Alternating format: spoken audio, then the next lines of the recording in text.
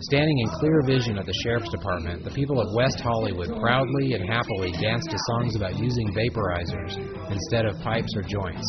After all, they fought for it, so they deserve it. And now they can all smoke weed every day. One more time. Vapo, vapo, vapo. Vapo, vapo, vapo, vapo. Thank you.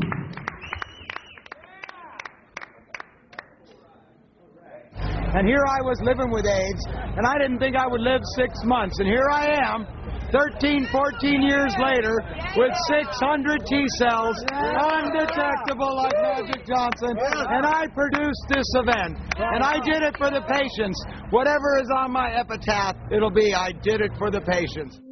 And for the friendly folks of West Hollywood, the future never looked brighter. I love you all, my children. 1, 2, 3.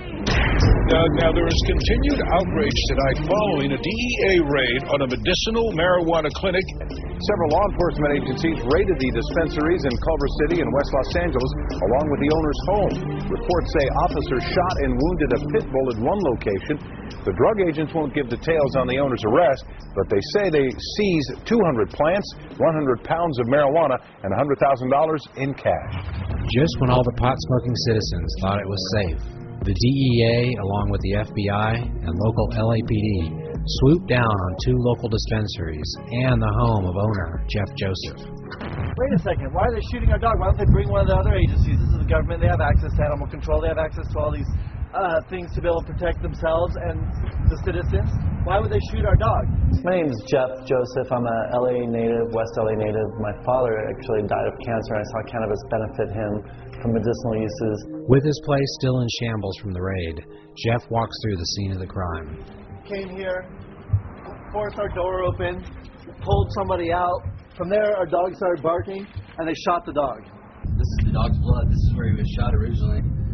And apparently the officers are afterwards, when they were looking for the dog, they said, "Where's the dog?" And they said, "Oh, he's just bleeding out in the corner." They just said, "Just let him bleed out in the corner, he'll be fine." No, the employees were crying. Call animal control, call animal control. What's wrong with you guys? And then the DEA goes, "Oh, I thought I shot him in the head." Actually, I think it was the FBI said, "Oh, I think I shot him in the head." Like laughing, haha. They busted the door in, and before I could even figure out what was going on, they were in my face. "Get the fuck on the ground!" And I was over here, like, gun in my face for the first time ever, like not knowing what to do, just dropping to the ground. And power's in the people, Obama doesn't have that much power as we're seeing now. The people had the power to get him into office because we wanted the change, but he can't effectively make the change happen. So we don't have a lot of details right now about what happened last week down in Venice and in Culver City. My impression is that local law enforcement is very unhappy with the location and the existence of a medical marijuana facility that borders Culver City and Los Angeles. they had me on the ground and zip tied my wrist, and that's pretty much a week after. It's very devastating, and in fact, when I go into a dispensary after it's been raided, I always suggest that anybody who was there at the raid should go seek therapy, because having a gun put to your head or a gun pointed at you is not a fun thing, and it's something that you can't just shrug off. So they said destroying your security cameras was for your safety? For our safety and their safety.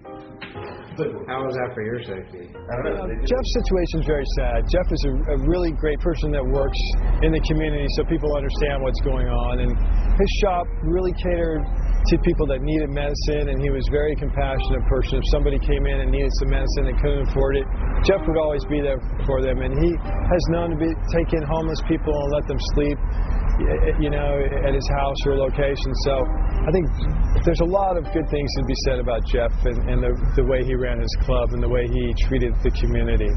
Out of approximately 1,000 dispensaries in the Southland, why was Jeff Joseph singled out? And we know a year ago that local law enforcement was involved in bringing the DEA to that facility to shut it down.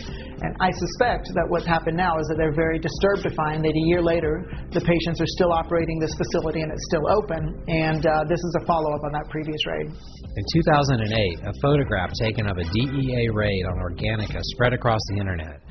What's happened since then is Jeff reopened, and Culver City didn't like it again. In fact, they were doing surveillance on it.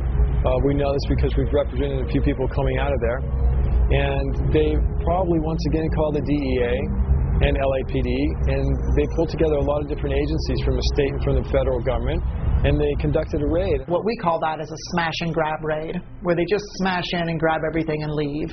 And it's pretty clear from those experiences, which are the norm in California, that we're not really seeing a sincere effort to enforce federal drug law, but rather an effort to interfere in California's implementation and to make the operation of medical cannabis facilities, the collectives and cooperatives, as difficult and as frightening and as costly as possible.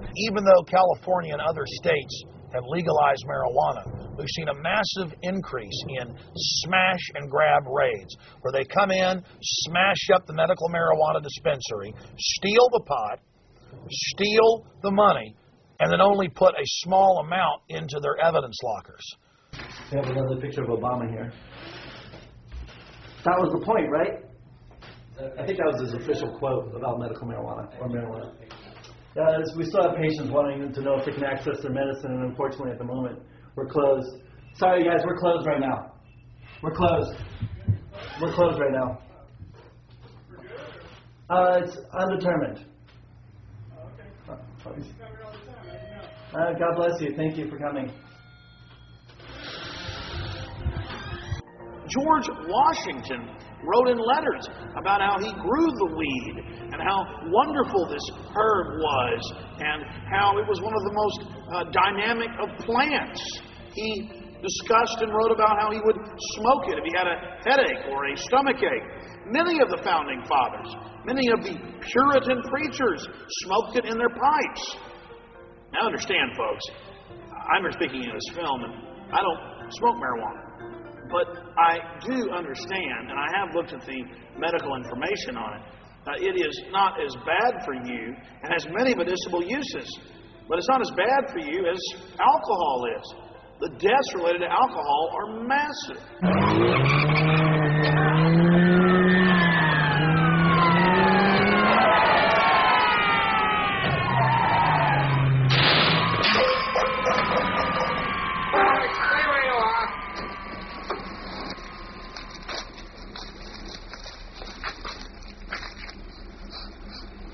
This is nice.